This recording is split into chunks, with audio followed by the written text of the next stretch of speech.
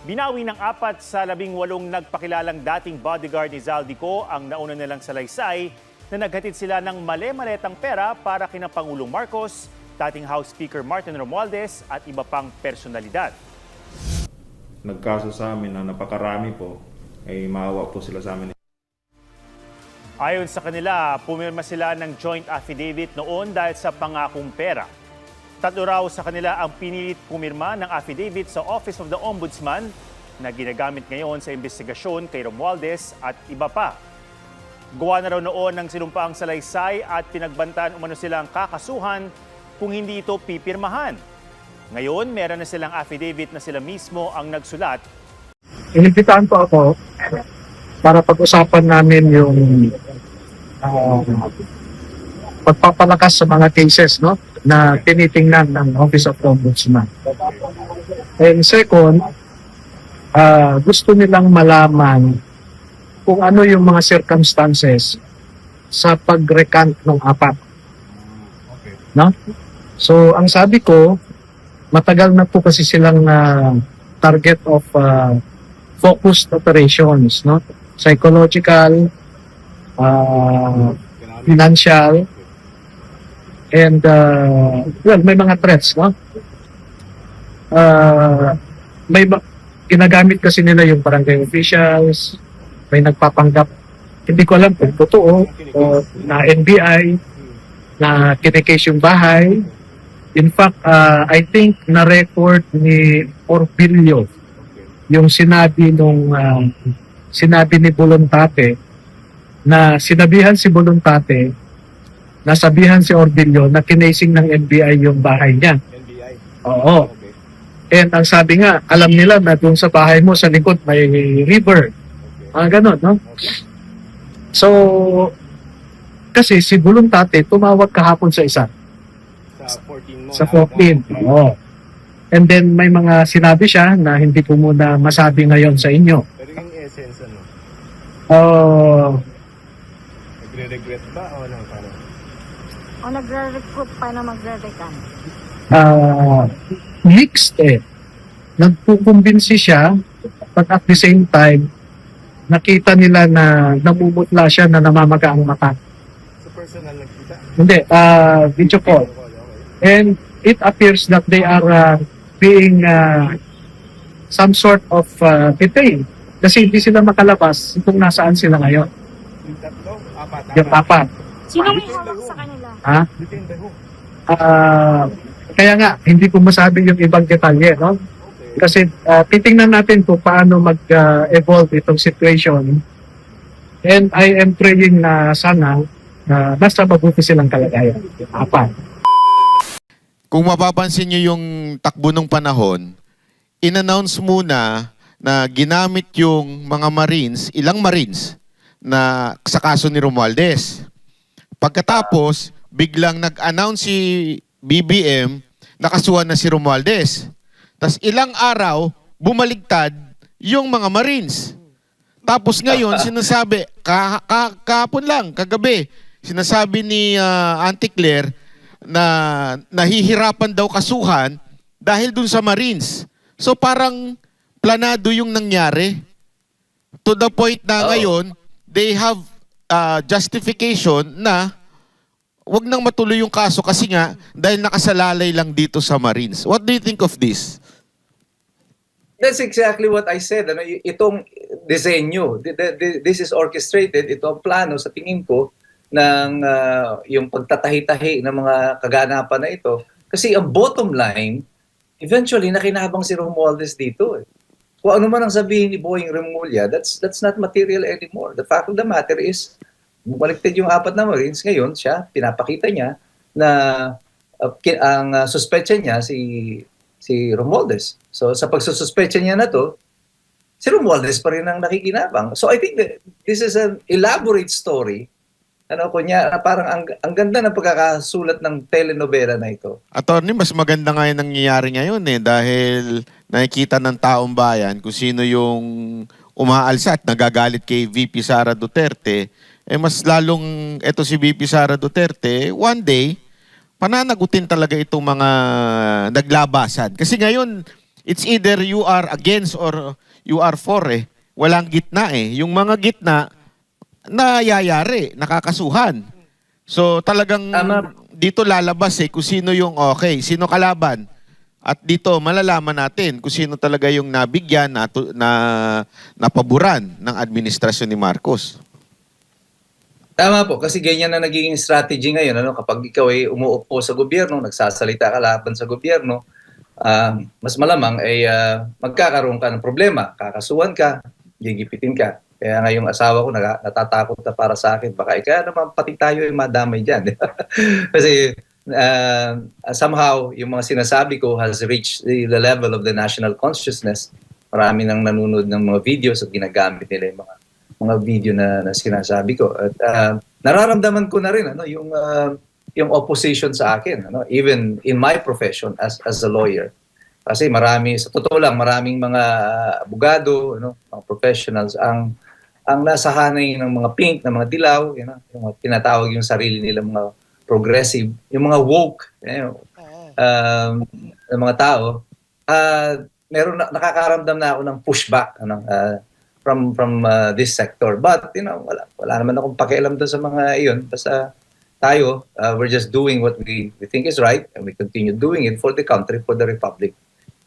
We are doing whatever we can para sa taong bayan. Ako naman mag-a-advise kay attorney. Ano ang kwento sa kanya? Oh, attorney, pag medyo malapit na kayo, mag-Joel Villanueva lang kayo. Ayan. Oo, pag nag-Joel Villanueva kayo, safety na kayo. Oh, antayin nyo lang hanggang kaduluduluhan, yung medyo kakasuhan na kayo, pagka mag-Joel Villanueva lang kayo. Tapos, kasi, eto attorney magkomento ka doon sa huling, ewan ko kung napanood nyo, yung huling banat ni Joel Villanueva doon sa impeachment. Natawa kasi ako ewan ko sa inyo, attorney. Well, sa totoo lang, kagaya ni ako isang born-again Christian, kagaya ni Joel Villanueva.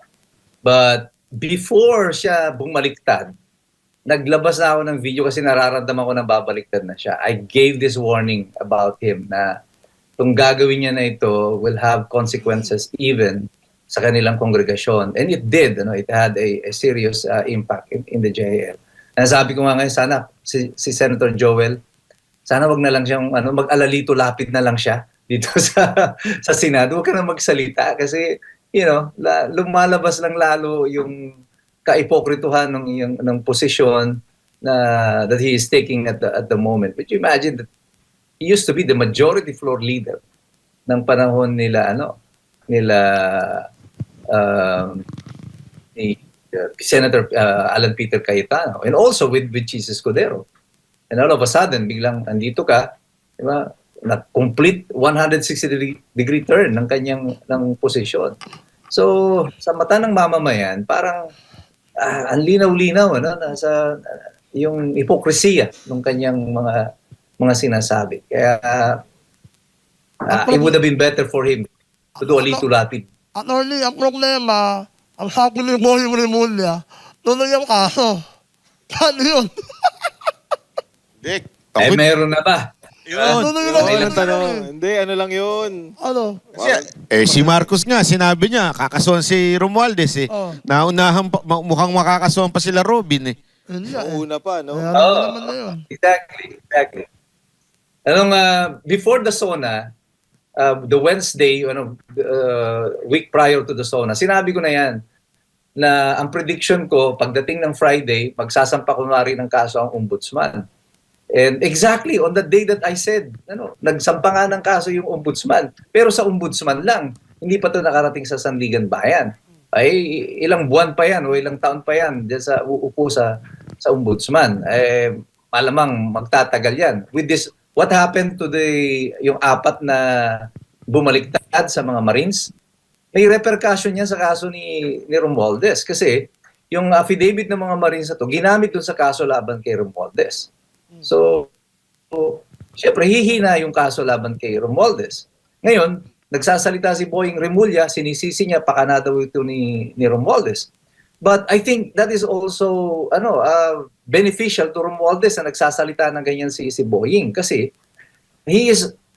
nag-iimbestiga pa sila sa sa ombudsman about kay Romualdez, tapos nagdedeklara na siya ng ganyan.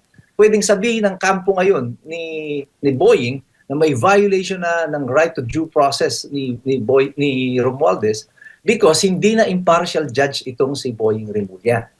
And is this orchestrated? Nakadesenyo ba to? Sinasadya ba ito ni Boying? Kung whatever it may be, the fact of the matter is this is being beneficial. Nakikinabang dito sa Romualdez. Pag nakinabang si Romualdez, nakikinabang si Marcos. Pati kasi yung mga apat na yan na Marino ay nagtestigo din na kasama si Marcos doon sa mga dinideliveran ng pera. So pag nakinabang si Romualdez sa storya na mali ang testimonya ng apat na Marino, makikinabang din si Presidente Marcos tungkol dyan. Attorney, ako nga, ibang ganito yung basa ko dyan eh. Kung mapapansin nyo yung takbo ng panahon, in-announce muna na ginamit yung mga Marines, ilang Marines, na sa kaso ni Romualdez. Pagkatapos, biglang nag-announce si BBM na kasuhan na si Romualdez. Tapos ilang araw, bumaligtad yung mga Marines. Tapos ngayon, sinasabi, kahapon lang, kagabi, sinasabi ni Auntie Claire na nahihirapan daw kasuhan dahil dun sa Marines. So parang planado yung nangyari. To the point na ngayon, they have justification na wag nang matuloy yung kaso kasi nga dahil nakasalalay lang dito sa Marines. What do you think of this? That's exactly what I said. Itong disenyo, this is orchestrated, ito ang plano sa tingin ko ng yung pagtatahi-tahi ng mga kaganapan na ito. Kasi ang bottom line, eventually nakinabang si Romualdez dito. Kung ano man ang sabihin ni Boying Remulla, that's not material anymore. The fact of the matter is, bumaliktad yung apat na Marines, ngayon siya, pinapakita niya na ang suspetsya niya si Romualdez. So sa pagsususpecha niya na to, si Romualdez pa rin ang nakikinabang. So I think that this is an elaborate story. Parang ang ganda ng pagkakasulat ng telenovela na ito.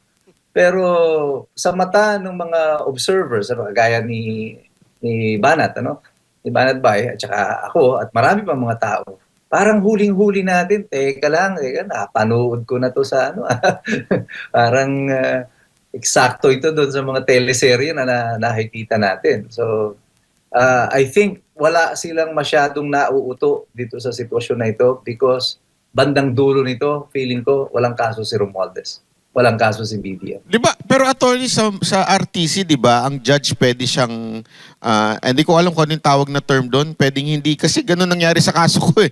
May isang judge na kinwestiyon namin dahil may kinaugnayan siya, di umano, doon sa nagkaso sa akin. So, siya, anong tawag doon? Nag-inhibit siya. Dito ba sa pagkakataon nito, kung patunayan ni Romualdez na merong pagkiling na kaagad si Ombudsman Remulla, pwede siya mag-inhibit? Di ba isa lang ang ombudsman? Paano yun? Wala na. Ito na yun. Kaya nga, the buck stops at the ombudsman. Kapag yung ombudsman ay na-challenge na yung kanyang pagiging impartial, at palagi ko, i-challenge siya ng kampo ni Romualdez, magiging cause of the dismissal ng complaint yan laban kay Romualdez, even if it reaches this Sandigan Bayan, mapapadismiss din agad yung reklamo. O kaya magsampa man ng reklamo itong sila Boying Remulla, baka hindi plunder ang ikaso, baka anti-graft lang ang ikaso, so mapakapagpiyansa pa. So for as long as hindi natin nakikita si Romualdez sa loob ng kulungan, mananatili yung kaisipan ng mamamayan na pinaglololoko tayo dito sa sitwasyon na ito.